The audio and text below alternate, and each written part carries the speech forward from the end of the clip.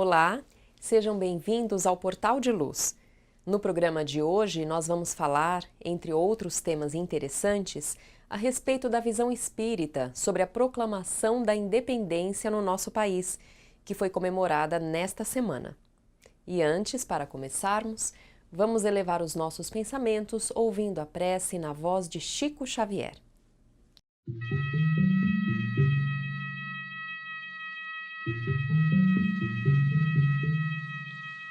Senhor, ensina-nos a trilhar a luminosa estrada do auxílio. Dá-nos força para destruir a pesada fortaleza de nossos próprios erros.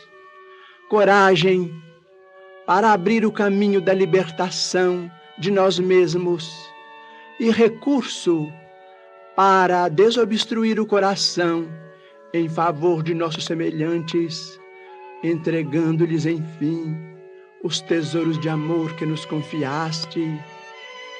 Que por onde passemos, a dor se faça menos angustiosa, a ignorância menos agressiva, o ódio menos cruel, a treva menos densa, o desânimo menos sombrio, a incompreensão menos destruidora.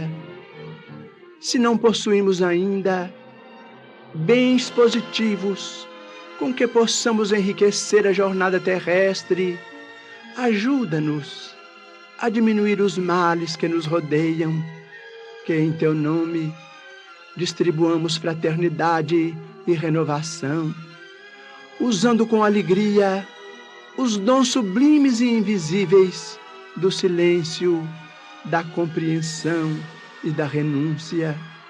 Senhor, que nos ensinaste sem palavras as supremas lições da simplicidade na manjedoura e do sacrifício na cruz, indicando-nos assim o roteiro da construção espiritual e da ressurreição divina.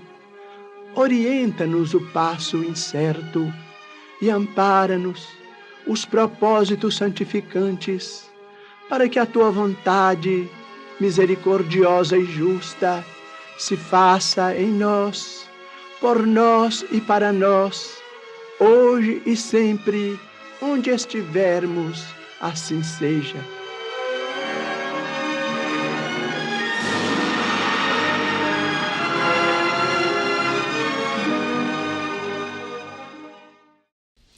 Esta semana agora, nós comemoramos, no dia 7 de setembro, os 196 anos da proclamação da nossa independência, que foi anunciada no ano de 1822. E esse foi o marco histórico que encerrou um ciclo da situação do Brasil como colônia portuguesa. E a partir de então, foi possível o início da nossa caminhada independente, tanto política quanto economicamente.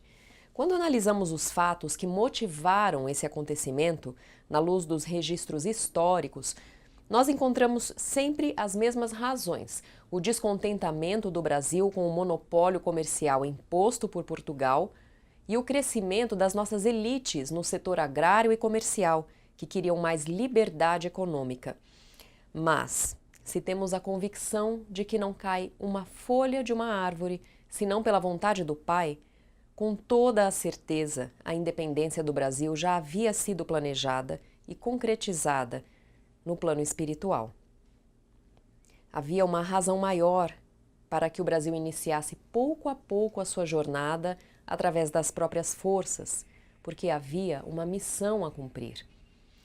Os relatos acerca da independência do Brasil, descritos por Humberto de Campos no livro Brasil, Coração do Mundo, Pátria do Evangelho, de psicografia de Chico Xavier, são riquíssimos em detalhes e estão em perfeito acordo com os fatos históricos. Humberto de Campos diz assim: a caravana de Ismael desvela-se pelo cultivo das ideias liberais no coração da pátria e, através de processos indiretos, procura espalhar por todos os setores da terra do cruzeiro as sementes da fraternidade e do amor.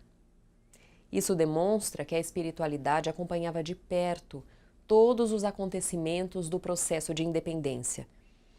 A Inconfidência Mineira, por exemplo, alguns anos antes, em 1789, tinha tentado despertar a sociedade brasileira através de movimentos sociais contrários ao domínio português.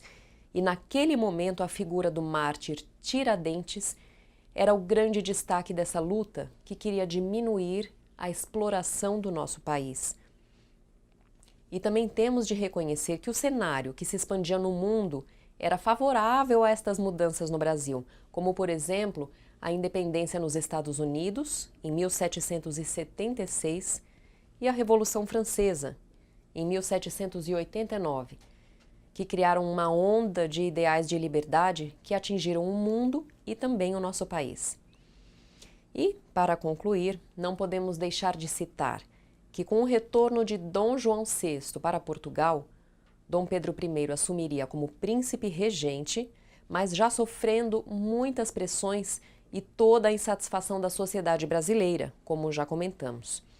Então, com a sua resistência em voltar para Portugal, inicia-se o seu plano político de buscar a independência e assumir o império no Brasil. Não há dúvidas que sobravam motivos para a proclamação da independência. Era uma questão de tempo que isso viesse a acontecer. Quem leu este livro de Humberto de Campos sabe que então Tiradentes, já desencarnado, vai ao encontro de Ismael solicitando orientação sobre como deveria ser esse processo de libertação do Brasil. E ele diz assim: Anjo amigo, não será agora o instante decisivo para a nossa atuação? Por toda a parte há uma exaltação patriótica nos ânimos. As possibilidades estão dispersas, mas poderíamos reunir todas as forças para o fim de derrubar as últimas muralhas que se opõem à liberdade da pátria do Evangelho. E Ismael pondera: o problema da liberdade é sempre uma questão delicada para todas as criaturas, porque todos os direitos adquiridos se fazem acompanhar de uma série de obrigações que lhes são correlatas. Percebemos a movimentação da espiritualidade maior para que Dom Pedro pudesse ser cercado, para que o processo de independência se concretizasse sem que houvesse conflitos.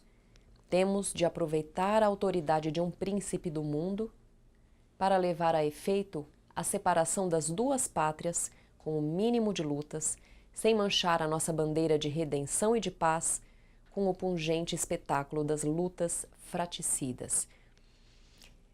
Dessa maneira, concluímos que a nossa independência seguiu um planejamento espiritual para que pudéssemos seguir sem derramar sangue e ganhar maturidade e independência como nação.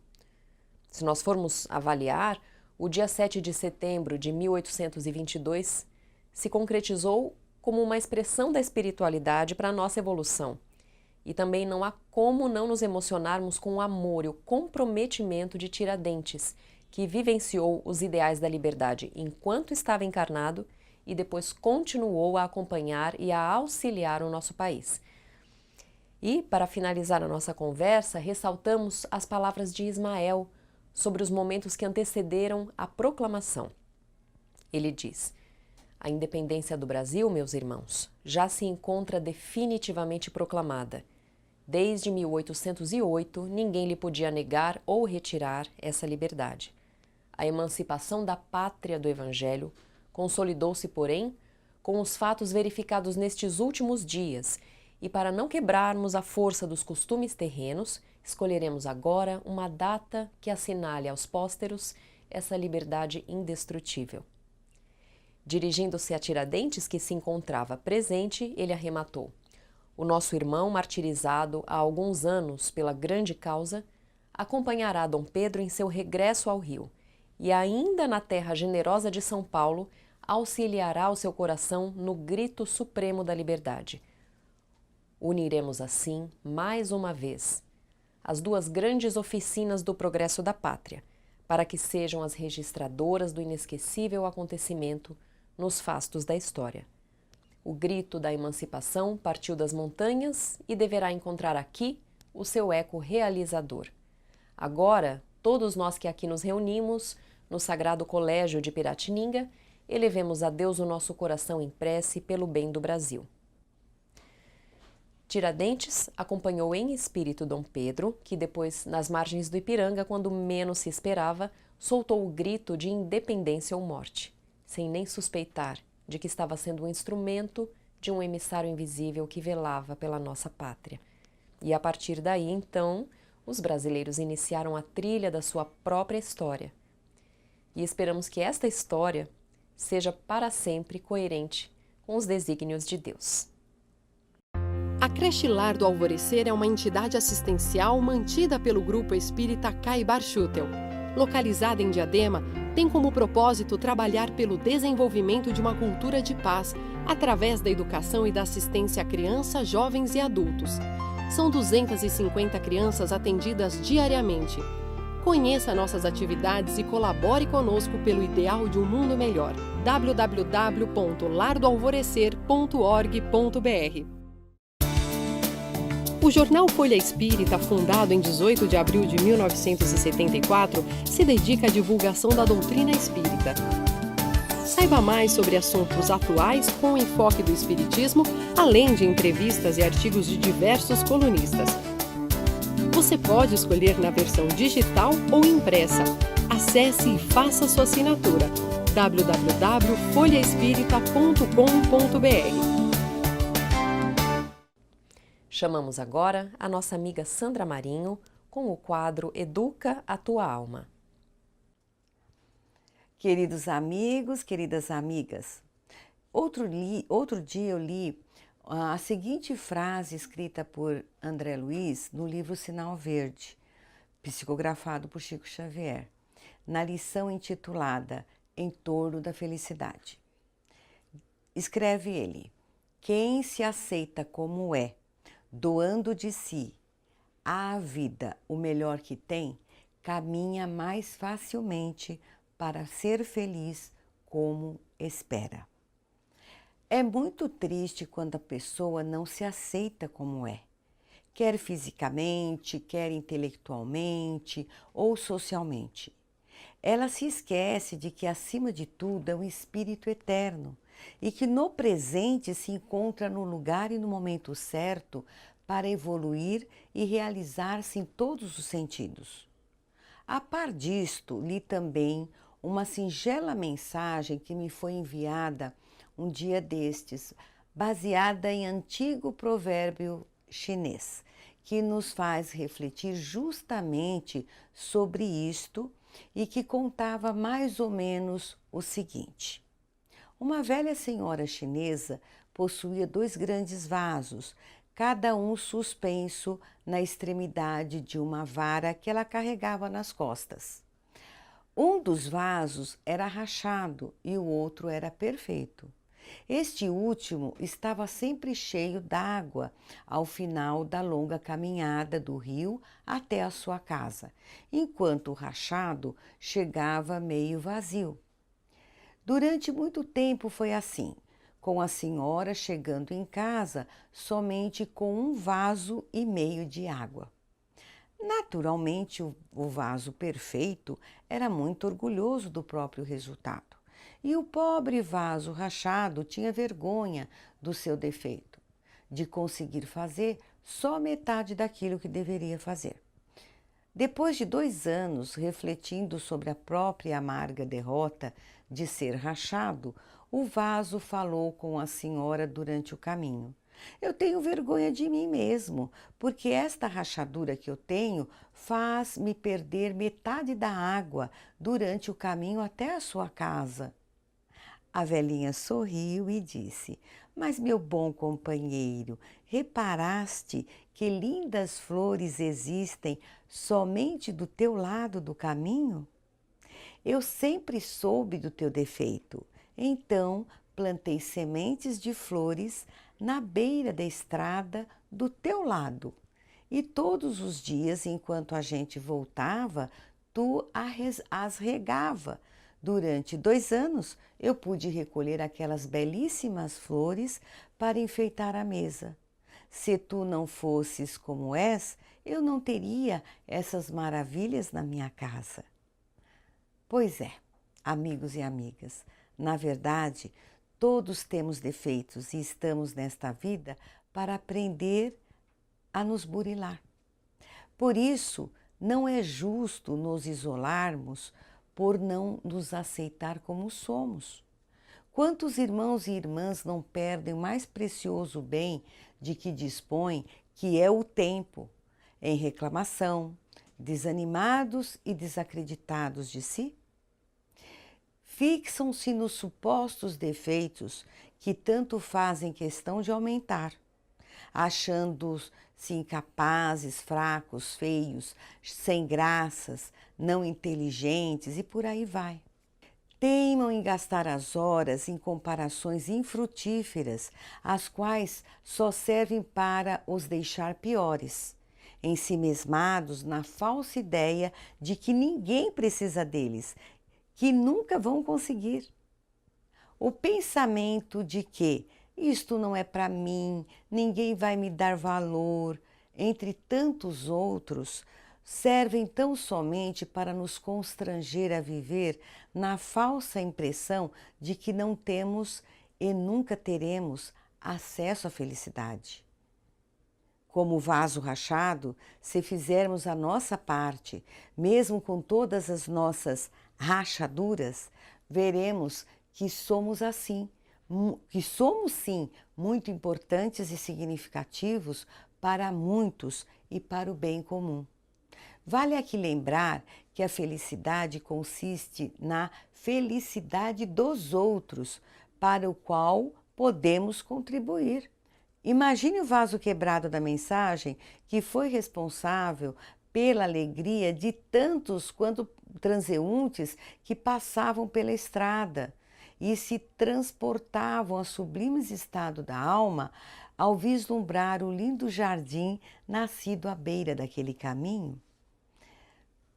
Pois é, pensemos nisto. Um grande abraço e até o próximo programa. Agora assistam o nosso amigo Maida com o Momento Doutrinário. Olá, amigas e amigos, sejam bem-vindos a mais um Momento Doutrinário.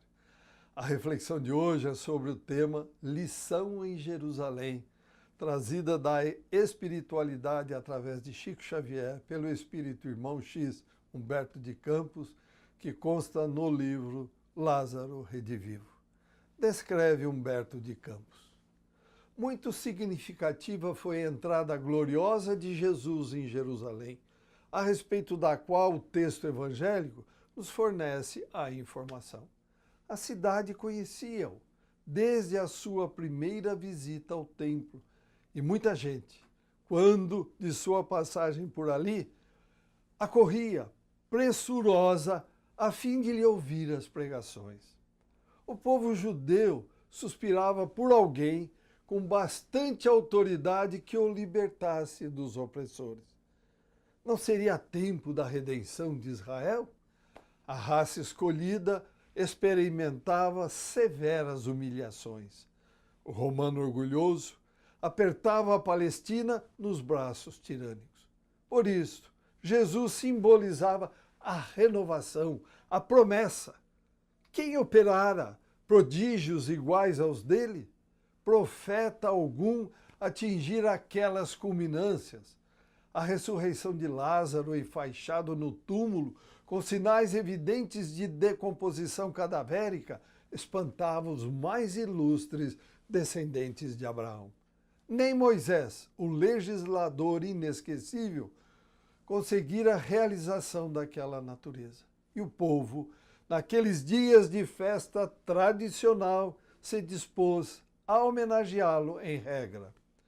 Receberia o profeta com demonstrações diferentes.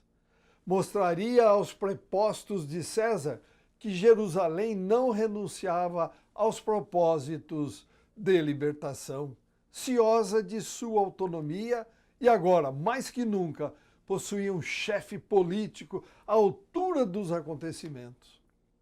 Jesus, certamente, não atenderia às imposições dos sacerdotes e nem se submeteria ao suborno ante as promessas douradas dos áulicos imperiais. Em vista disso, quando o mestre saiu de Betânia a caminho da cidade, Alinharam-se fileiras de populares, saudando-o festivamente. Anciães de barbas encanecidas acompanhavam o coro dos jovens. Hosanas ao filho de Davi. As mulheres gritavam entusiasticamente, amparando criancinhas a sustentarem com graça verdes ramos de palmeira. Os discípulos, ladeando o mestre, sentiam o efêmero júbilo provocado pelo mentiroso incenso da multidão. Os fiéis galileus, guindados inesperadamente ao cume da popularidade, inclinavam-se com desvanecimento, embriagados pelo triunfo. De espaço a espaço, esse ou aquele patriarca fazia sinais a Pedro, Felipe ou João, convidando-os a se pronunciarem discretamente. Quando se manifestará o Messias? Os interpelados assumiam atitudes de orgulhosa prudência e respondiam quase sempre a mesma coisa. Estamos certos de que a homenagem de hoje é decisiva e o Messias dar-nos-á a conhecer o plano das nossas reivindicações. Jesus agradecia aos manifestantes de Jerusalém com o olhar, mostrando, porém, melancólicos sorrisos. Demonstrando compreender a situação, logo após, convocou os discípulos para uma reunião mais íntima, em que lhes diria algo de grave.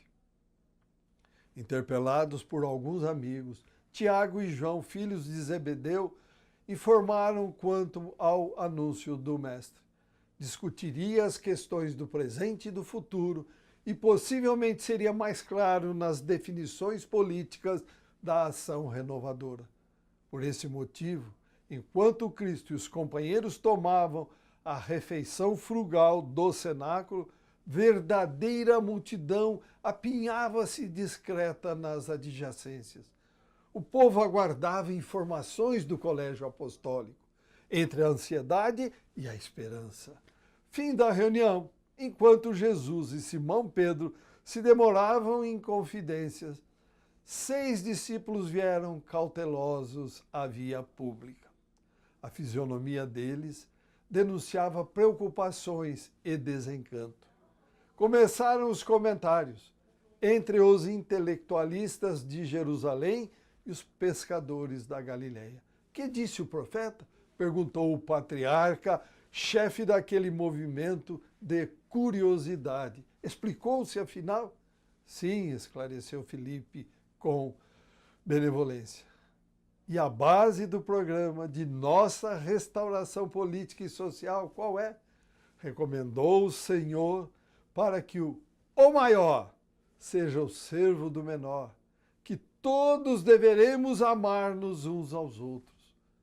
O sinal do movimento, indagou o ancião de olhos lúcidos, estará justamente no amor e no sacrifício de cada um de nós, replicou o apóstolo humilde.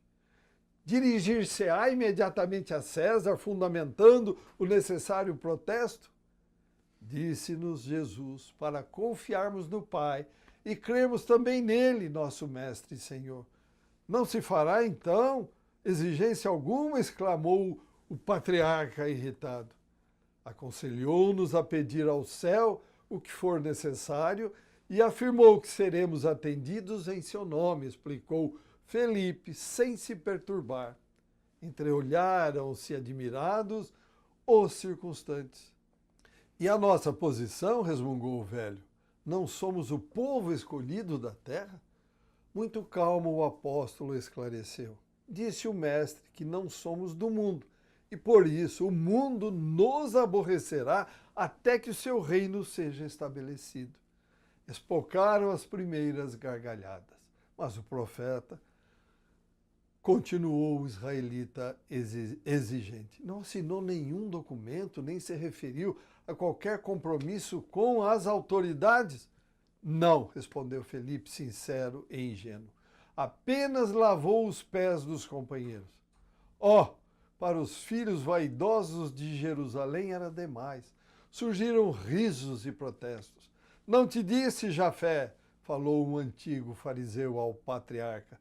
Tudo isso é uma farsa. Um moço pedante afiançou depois de detestável risada. Muito boa esta aventura dos pescadores. Dentro de alguns minutos via-se a rua deserta. Desde essa hora, compreendendo que Jesus cumpria acima de tudo a vontade de Deus, longe de qualquer disputa com os homens, a multidão abandonou-o. Os discípulos, reconhecendo também que ele desprezava todos os cálculos de probabilidade do triunfo político, retraíram-se desapontados. E desde esse instante, a perseguição do Sinédrio tomou vulto e o Messias, sozinho com a sua dor e com a sua lealdade, experimentou a prisão, o abandono, a injustiça, o açoite, a ironia e a crucificação. Essa foi uma das últimas lições dele entre as criaturas, dando-nos a conhecer que é muito fácil cantar hosanas a Deus, mas muito difícil cumprir-lhe a divina vontade com o sacrifício de nós mesmos. Concluindo, deixamos a seguinte pergunta para a reflexão. Decorridos 2018 anos desta lição, nós, humanos encarnados, que nos denominamos cristãos seguidores do Cristo, assimilamos e colocamos em prática esses ensinamentos ou nos degradamos ainda mais? Muito obrigado pela companhia. Saúde e paz e até o próximo encontro. Vamos terminando por aqui. E sempre que quiserem, mandem para nós as suas sugestões e comentários. O nosso e-mail é portaldeluz@folhaespirita.com.br. A todos uma ótima semana, com muitas realizações no bem e até a próxima.